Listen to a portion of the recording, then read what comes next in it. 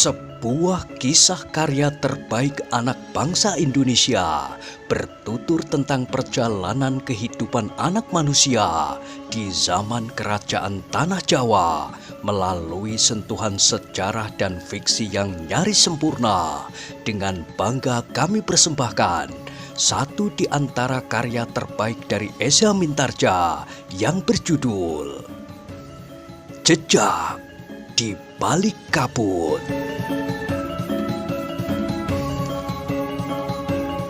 Pada kesempatan yang sangat baik ini, kita masuk pada episode yang ke-131. Selamat menikmati.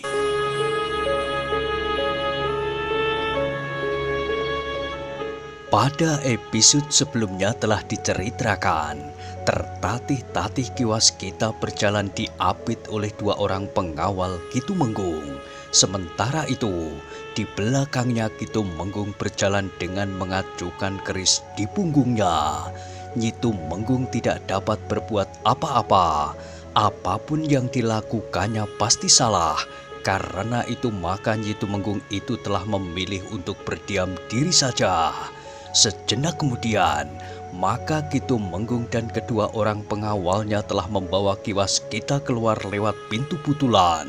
Seorang dari kedua pengawal itu memberitahukan kepada pemilik rumah yang beradu sudut dengan rumah Kitumenggung bahwa Kitumenggung tidak singgah di rumah itu.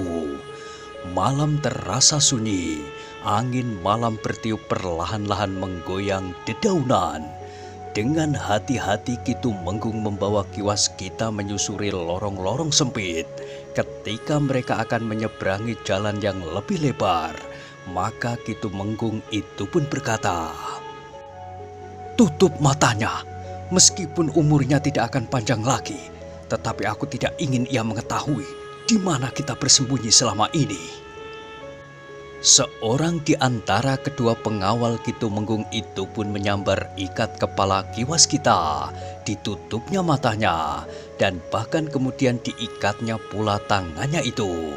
Dengan nada berat kiwas kita itu pun berkata, "Kenapa kau tidak jadi membunuhku saja di rumahmu tadi, Kitumenggung? Kau kira aku benar-benar akan membunuhmu?" Sahut Kitumenggung Sarpabiwada. "Jika aku menarik kerisku, aku hanya ingin tahu apa yang akan dilakukan oleh perempuan itu. Ternyata ia tidak dapat membiarkan kau mati. Kau tahu itu?"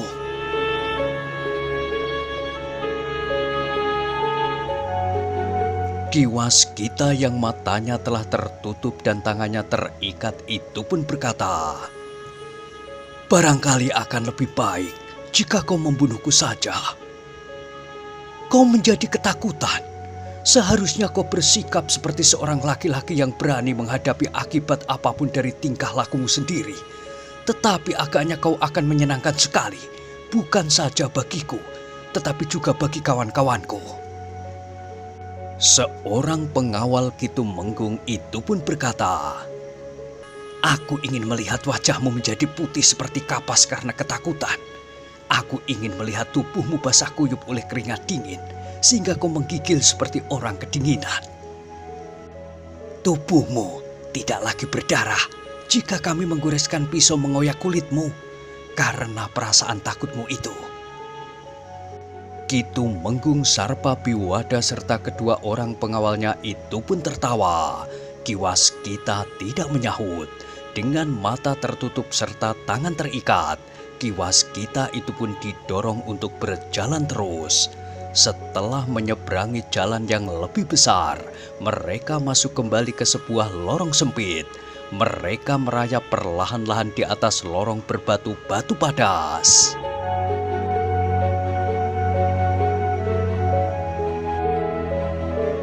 Sekali-kali kaki kiwas kita itu terantuk batu, sementara punggungnya didorong oleh para pengawal Kitumenggung, sehingga kiwas kita itu jatuh tertelungkup. Ki Tumenggung dan kedua orang pengawalnya itu masih saja mentertawakannya, meskipun mereka menahan diri agar suara tertawanya tidak terdengar oleh orang-orang yang sudah tertidur di dalam rumah mereka di sebelah menyebelah lorong itu.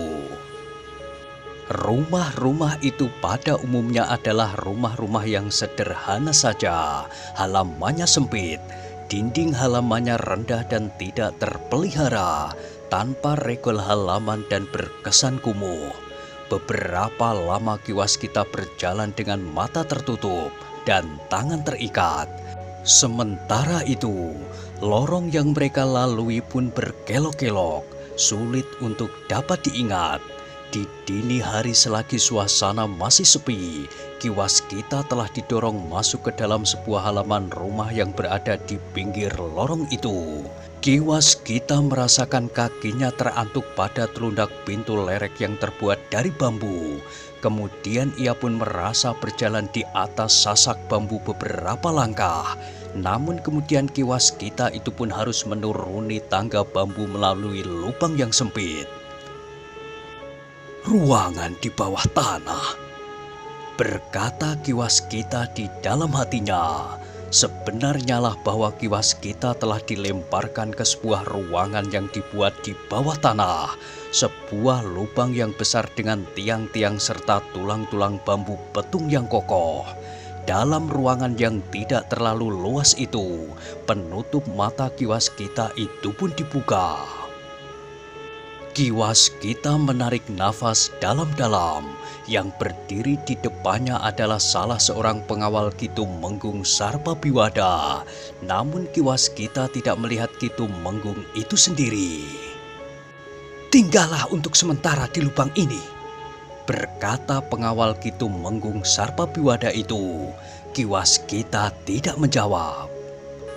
"Besok kau akan mulai memasuki masa-masa yang barangkali tidak pernah kau bayangkan.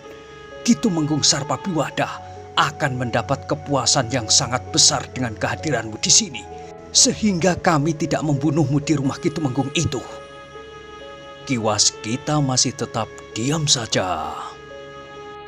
"Jangan mencoba untuk berbuat sesuatu yang dapat merugikan dirimu sendiri. Ruang di bawah tanah ini memang kokoh, tetapi jika kau mencoba keluar dari ruangan ini, ada kemungkinan langit-langit dari ruangan ini akan runtuh, sehingga kau akan terkubur hidup-hidup di dalamnya." Ki Waskita memandang orang itu dengan pandangan kosong, seakan-akan tidak ada gejolak perasaannya sama sekali menghadapi keadaan yang sangat gawat itu. "Nampaknya kau sudah berputus asa," berkata pengawal itu.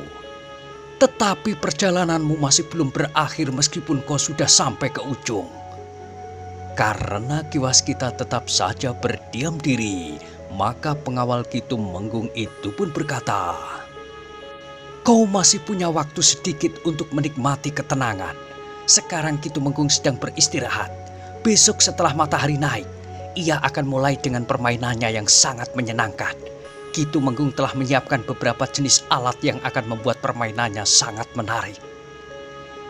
Ki Waskita masih saja diam bagaikan membeku.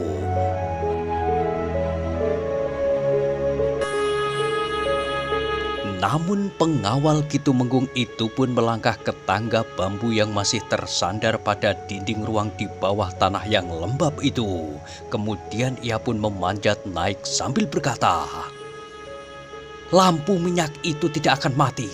Kau juga tidak akan mati lemas. Karena ada udara yang cukup di ruang ini, tutup lubang itu tidak akan terlalu rapat."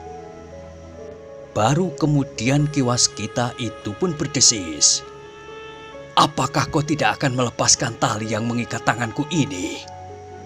Orang itu tertawa, katanya,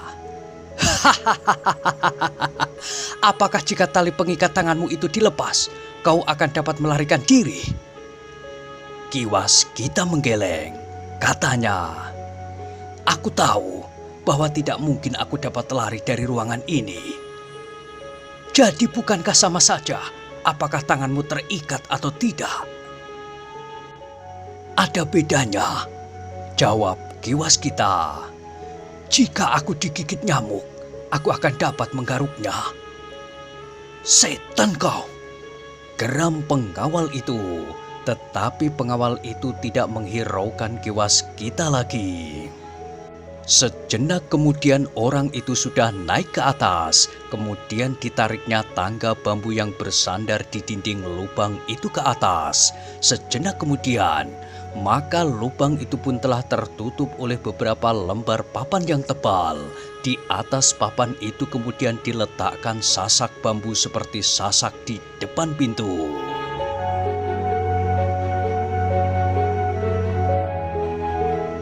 Sasak yang biasa dipasang di lantai rumah berkeliling untuk mencegah seorang pencuri masuk dengan membuat lubang di bawah bebatu rumah.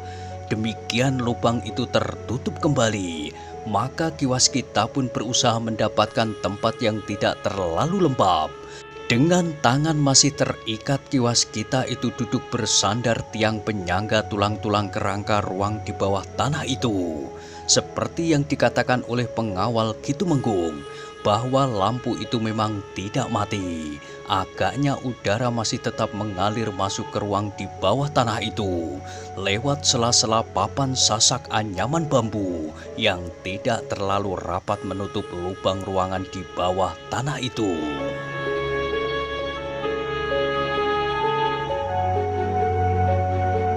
Beberapa saat Ki Waskita duduk berdiam diri.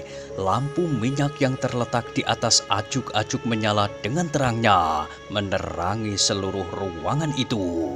Sementara itu Kitumenggung Sarpabiwada sedang berbaring di dalam ruangan yang sempit, seakan-akan dihimpit oleh dinding bambu di sebelah menyebelah.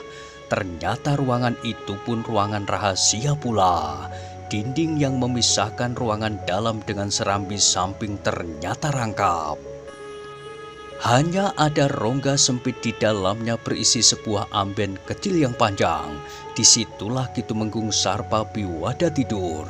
Ketika para prajurit Pajang memasuki rumah itu, mereka memang tidak menemukan apa-apa.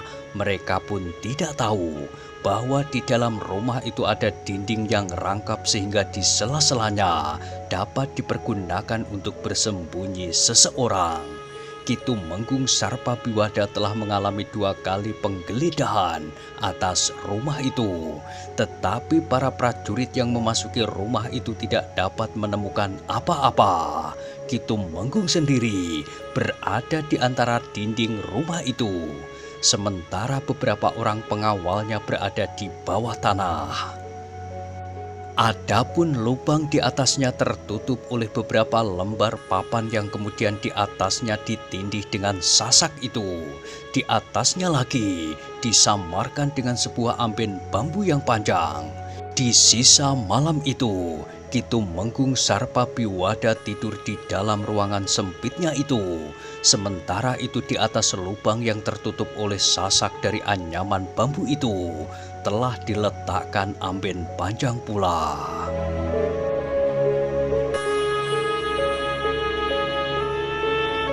Di dalam ruangan di bawah tanah, Ki Waskita berusaha untuk menemukan kemungkinan melepaskan diri, tetapi ruangan itu benar-benar rapat.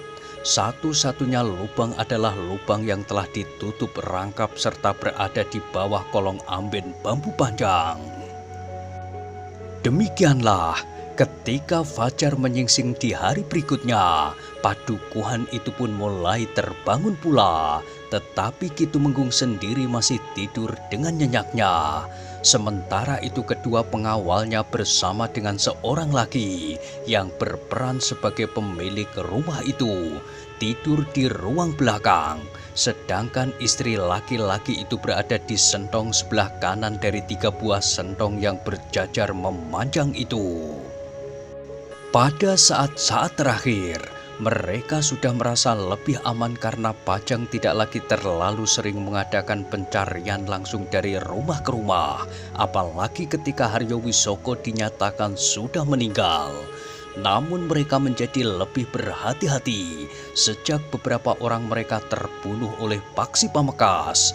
Di dalam ruang di bawah tanah Kiwas Kita tidak begitu dapat mengenali waktu. Ia sama sekali tidak melihat sinar matahari yang kemudian terbit, sehingga Kiwas Kita itu tidak tahu bahwa matahari pun sudah terbit. Kedua pengawal Kitumenggung yang kemudian terbangun harus menahan kesabaran mereka. Mereka menunggu Kitumenggung mulai dengan permainannya dengan orang yang berada di ruang di bawah tanah itu. Tetapi Kitumenggung baru terbangun ketika matahari naik sepenggala, kemudian duduk di ruang dalam sambil minum minuman hangat. "Sudah siang, Kitumenggung," berkata salah seorang pengawalnya. "Jangan tergesa-gesa, kita akan minum dan makan pagi lebih dahulu, baru kemudian kita bermain-main dengan laki-laki itu." Kedua pengawalnya itu pun mengangguk-angguk, sementara itu laki-laki dan istrinya yang menghuni rumah itu telah menyiapkan makan pagi bagi mereka. Baru setelah makan pagi, Kitumenggung itu pun bersiap-siap untuk mulai dengan permainannya. Namun seorang dari kedua pengawalnya telah diperintahkannya untuk memberitahukan kepada beberapa orang pengikut Haryo Wisoko yang berada di rumah yang lain, yang tidak terlalu jauh dari rumah yang dipergunakan oleh Kitumenggung Sarpabiwada.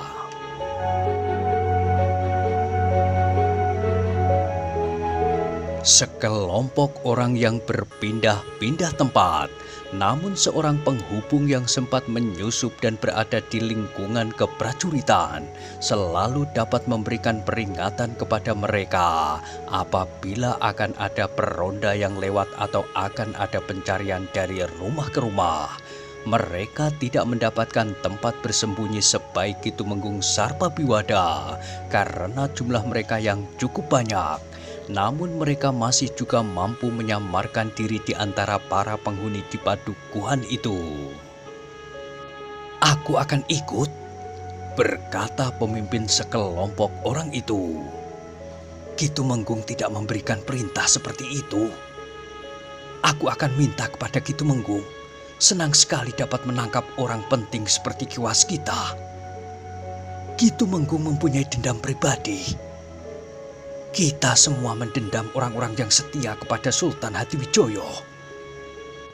Tetapi Kitumenggung ingin membuat perhitungan atas persoalan pribadi mereka. Apapun yang akan dilakukan Kitumenggung, tetapi aku akan ikut. Terserah kepada Kitumenggung, tetapi aku datang untuk memperingatkan agar kau dan orang-orangmu berhati-hati. Kami selalu berhati-hati. Jangan biarkan anak laki-laki Kitumenggung itu pergi dengan siapapun juga. Anak itu tidak ingin pergi kemana-mana." Pengawal Kitumenggung itu tidak dapat mencegahnya. Pemimpin dari para pengikut Haryo Wisoko itu pun mengikutinya kembali ke rumah yang dipergunakan oleh Kitumenggung Sarpabiwada untuk bersembunyi. Ia akan ikut serta dalam sebuah permainan yang tentu akan mengasihkan.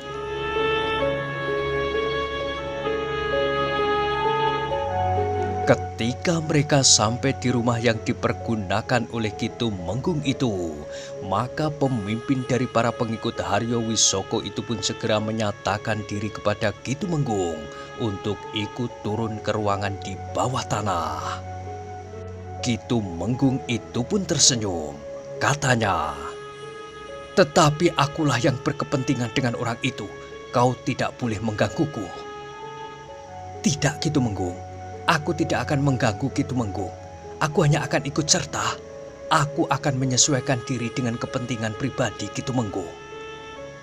"Baiklah, kita akan membawa orang itu ke kebun belakang. Di halaman yang kosong di antara rumpun-rumpun bambu yang lebat. Tidak akan ada orang yang melihatnya. Dan seandainya orang itu berteriak-teriak, tidak akan ada yang mendengarnya." "Baik, Kitumenggung. Di sana pula aku 2 hari yang lalu membantai 2 orang prajurit Pajang. Mereka berteriak-teriak sekuat tenaga, tetapi tidak ada orang yang mendengarnya." "Baiklah, Berkata Ki Tumenggung yang lalu memerintahkan kepada kedua pengawalnya, "Ambil orang itu, kita akan membawanya ke sela-sela rumpun bambu di kebun kosong itu." "Baik Ki Tumenggung, tetapi ingat, aku tidak ingin ia mati hari ini." "Ya, aku mengerti." Sejenak kemudian, maka kedua orang pengawal Ki Tumenggung itu pun telah turun ke ruang di bawah tanah untuk mengambil orang yang terikat tangannya di ruang itu. Sementara itu, Ki Tumenggung dan pemimpin sekelompok pengikut Haryo Wisoko itu pun menunggu sambil duduk di serambi depan.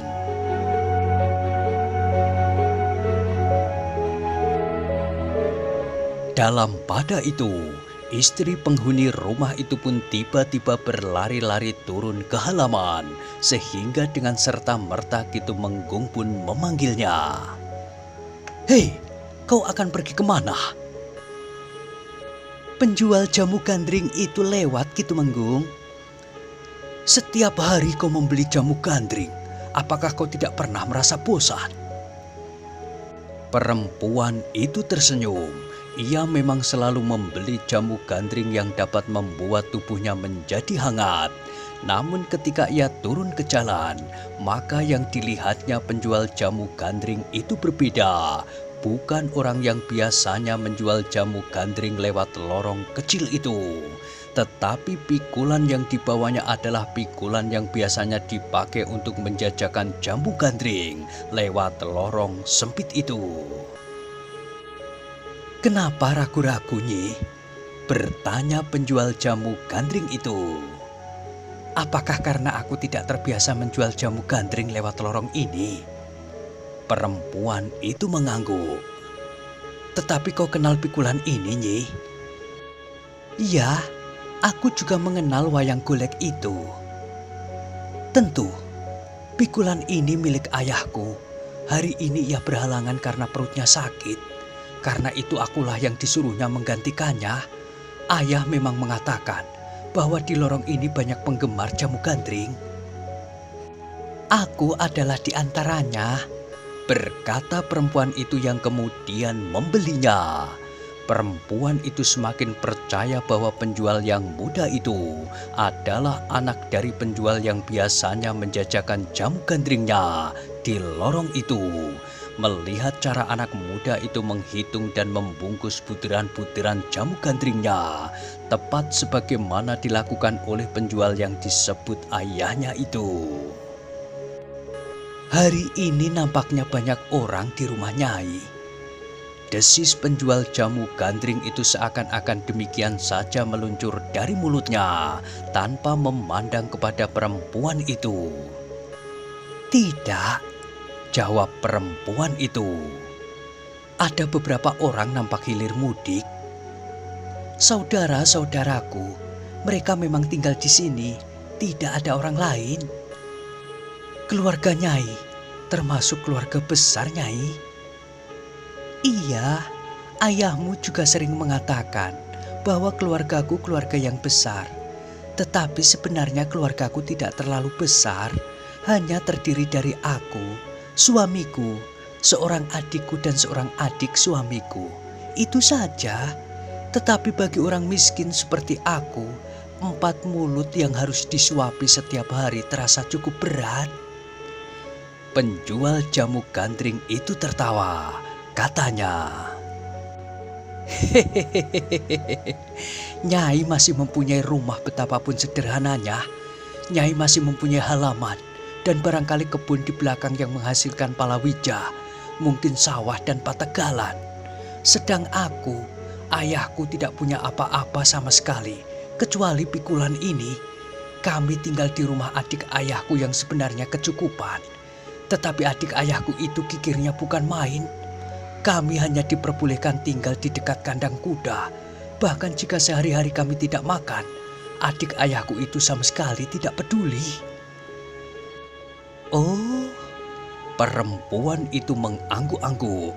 Namun kemudian setelah ia menerima sebungkus jamu gandring, perempuan itu pun berkata, "Sudahlah, ini uangnya." Anak muda itu mengerutkan dahinya, katanya, "Tidak ada kembalinya, Nyi." "Biarlah besok saja, bukankah besok kau juga akan lewat di sini?" "Iya, jika bukan aku tentu ayahku. Aku akan mengatakan kepada ayah bahwa uang kembali Nyai masih ada di sini."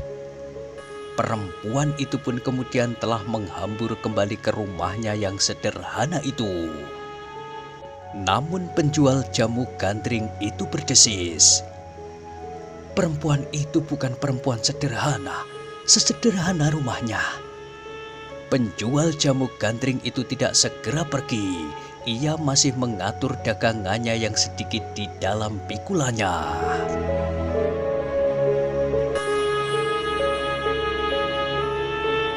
Sementara itu, dua orang pengawal Kitumenggung telah membawa Kiwas Kita naik.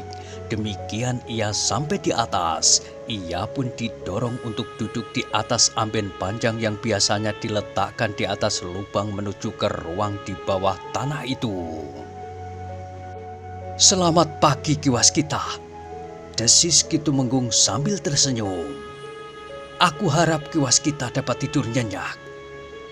Kiwas Kita yang tangannya masih terikat itu pun menyahut, "Sejak kemarin aku belum makan. Aku merasa sangat lapar dan tubuhku menjadi sangat lemas." "Makan?" Kitumenggung tertawa, katanya kemudian, "Kami adalah orang-orang miskin, Kiwas Kita. Kami sendiri kadang-kadang tidak makan sehari penuh. Sementara itu, orang-orang Pajang menghambur-hamburkan kekayaannya untuk makan apa saja yang diingininya, selain untuk kesenangan yang lain, perempuan, perjudian, mabuk, dan semacamnya. Aku tidak pernah mengenalnya, Kitumenggung. Aku adalah penghuni padepokan yang terpencil. Katakan, kau dapat janji upah berapa dari pemanahan jika kau dapat menangkap aku?" "Tidak ada janji apa-apa, Kitumenggung." "Omong kosong. Kau telah memanfaatkan gejolak yang terjadi di Pajang ini untuk beberapa kepentingan sekaligus. Kau dapat mendatangi perempuan itu kapanpun kau inginkan. Malam, pagi, sore, siang hari. Kau memang iblis yang paling terkutuk. Kemudian kau akan menerima upah yang banyak jika kau dapat menangkap aku." "Tidak, aku hanya mengakui bahwa aku memang berusaha menangkapmu. Itu saja. Tetapi aku tetap menghormati istrimu sebagai seorang istri yang setia." Kitumenggung tertawa, katanya, "Kau ajari istriku mengatakannya kepadaku bahwa kedatanganmu di rumahku itu merupakan salah satu usaha Pajang yang hampir putus asa itu untuk menangkapku." "Aku memang ingin menangkapmu." Kitumenggung tertawa semakin keras sehingga penjual jamu gandring yang mulai beranjak dari tempatnya masih sempat mendengarnya. Penjual jamu gandring itu memang memperlambat langkahnya. Ia mendengar suara tertawa yang berkepanjangan itu. Namun kemudian penjual jamu gandring itu meneruskan langkahnya sambil memikul dagangannya. "Jamu gandring, jamu gandring." Terdengar suara tembangnya yang khusus, tetapi seperti suara tembang penjual jamu gandring yang disebut ayahnya itu. Dalam pada itu, Kitumenggung itu pun berkata, "Kau pikir aku terlalu bodoh untuk mempercayaimu? Jika kau memang ingin menjebakku, kenapa kau tidak membawa seorang pun yang akan dapat membantumu?" "Aku yakin aku akan dapat menangkapmu meskipun aku seorang diri, karena aku mengira bahwa kau pun akan datang seorang diri." Wajah Kitumenggung menjadi merah. Tiba-tiba saja kakinya menyambar perut Kiwas Kita. "Jangan mencoba menghinaku." Kiwas Kita mengadu tertahan, namun Kiwas Kita masih menjawab, "Kitumenggung, Jika aku mengajak 1-2 orang kawan untuk menangkapmu, maka uang yang akan aku terima tentu tidak akan utuh. Aku harus membagi-bagi dengan orang-orang itu. Sementara itu aku yakin bahwa kemampuanku lebih tinggi dari kemampuanmu, sehingga aku akan dapat menangkapmu. Perhitunganku itu aku dasari pada sikap seorang laki-laki. Jika kau menjadi cemburu, maka kau akan datang dan menantangku berperang tanding. Tetapi ternyata kau tidak datang sendiri. Ki Waskita tidak dapat menyelesaikan kalimatnya. Tiba-tiba saja tangan Ki Tumenggung telah menampar mulutnya, sehingga wajah Ki Waskita terdorong ke samping. Kau telah membuat dirimu sendiri semakin menderita. Aku tahu Ki Tumenggung, tetapi batas terakhir dari segala-galanya adalah mati. Jika seseorang tidak lagi menganggap kematian itu menakutkan, maka ia tidak akan takut apa-apa. Omong kosong, teriak Ki Tumenggung. Ada yang lebih buruk dari kematian, kau akan mengalaminya. Ki Waskita tidak menjawab lagi. Dalam pada itu, penjual jamu gandring itu menjadi semakin jauh. Terdengar tembang khususnya yang langut. Jamune gandring, jamu gandring.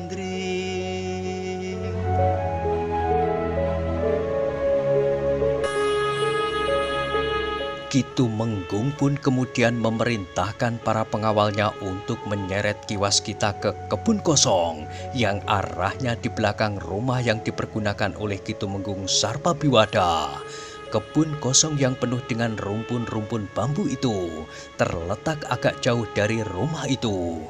Jarang sekali atau bahkan tidak pernah ada orang yang datang ke tempat itu.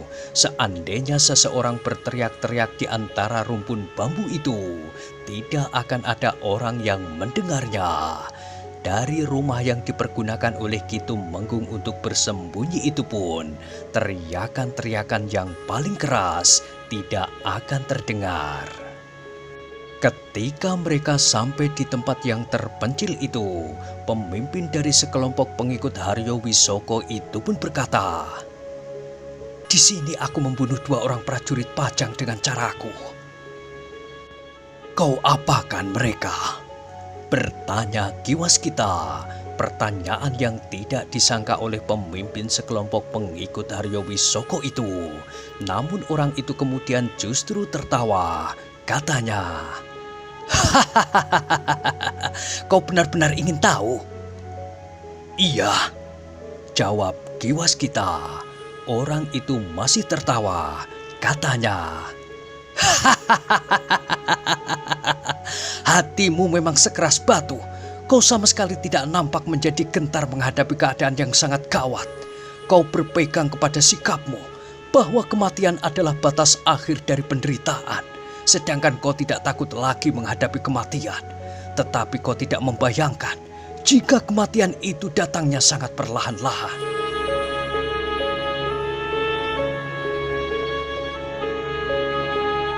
Ki Waskita tidak menjawab, tetapi wajahnya tidak berubah. "Ikat orang itu pada pohon cangkring itu."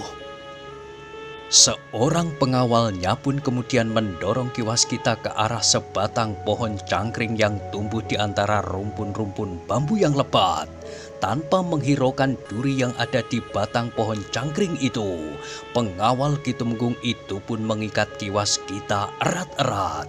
Ki Waskita menyeringai menahan pedih di tangannya karena sepucuk duri terasa menekan kulitnya.